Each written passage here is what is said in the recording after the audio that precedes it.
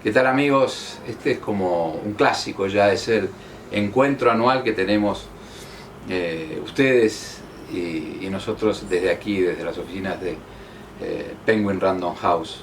¿Para qué? Bueno, ya lo saben, para presentar mi nuevo libro, El robo de la historia, la trama desconocida sobre las libras de Milos.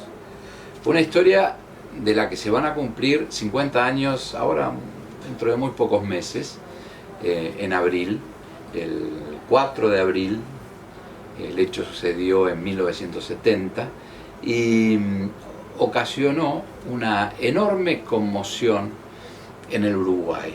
Fue el golpe más audaz que dieron los Tupamaros en aquellos años. Un golpe que les dio una gran proyección a nivel de prensa, no solo a nivel local, sino también internacional, que los reposicionó en cierta medida frente a la opinión pública con aquella leyenda de Robin Hood, que poco a poco se fue desmoronando en meses, cuando ellos comenzaron a cometer asesinatos, crímenes y secuestros. La víctima, hay una serie de paradojas en esta historia, hay documentos que ven la luz realmente por primera vez, que en lo personal a mí me sorprendieron mucho. Una de las paradojas es que el robo se concreta entre la noche y la madrugada del 4 y el 5 de abril de 1970, como lo decía hace unos instantes, que la policía se entera sobre las 8 de la mañana y pocos minutos más tarde llega al lugar donde se robaron los Tupamaros una caja fuerte que pesaba 1 tonelada o un poco más de 1 tonelada, pero que contenía adentro 240 kilos de oro. Eran 25.000 libras esterlinas colocadas en bolsas. Cada bolsa pesaba unos 8 kilos 100 más 3 lingotes de oro. Pero iba la paradoja. Se conoce en la noticia a nivel policial y judicial y 2 horas más tarde, ¿quién va preso? El dueño de las libras, que fue Luis Eduardo Milos, integrante de una de las familias más ricas por aquellos años del Uruguay.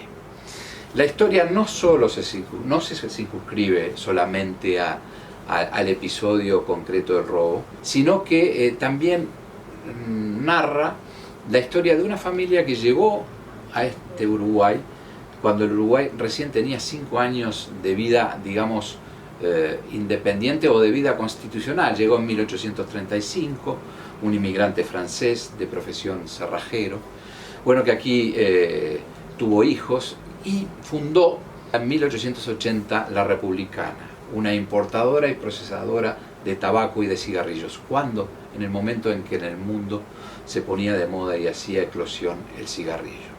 De allí en más, la historia del Uruguay y la historia de esta familia corren de forma paralela, o sea que el telón de fondo del robo de la historia y de la historia de la familia Milos es ese Uruguay que va cambiando a pasos muy veloces, ese Uruguay que a comienzos del siglo XX procesa las reformas sociales que se dan en nuestro país.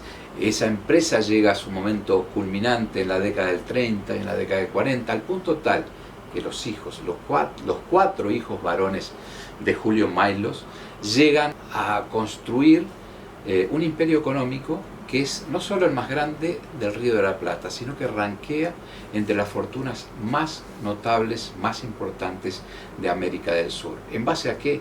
En base a una visión empresarial realmente sorprendente, en base también a la diversificación de sus inversiones. No solo se limitan al tabaco, ellos llegan a tener casi el monopolio del tabaco en el Río de la Plata, en Chile, y además de suministrar tabaco a los principales mercados europeos, fíjense ustedes, sino que también a través de múltiples empresas, sobre todo inversiones ganaderas y agropecuarias. Y allí en la década del 60 el Uruguay comienza a vivir su proceso de decadencia, y bueno, y allí la historia se encuentra, la historia de la familia Milos con los Tupamaros, por decirlo de alguna manera, coinciden y tienen un punto muy importante en el robo de la historia, que es de por sí, solo el episodio del robo es de por sí una novela. Toda la historia es una historia novelesca, pero es una historia novelesca y novelada, y esto no es un juego de palabras, basada en documentos. La historia luego continúa y bueno, y transcurre entre Montevideo, Buenos Aires, Punta del Este y París.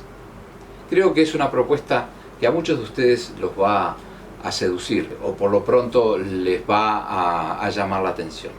El robo de la historia, la trama desconocida de las libras de Maylos, es la propuesta que tengo este año para compartir con ustedes. Gracias.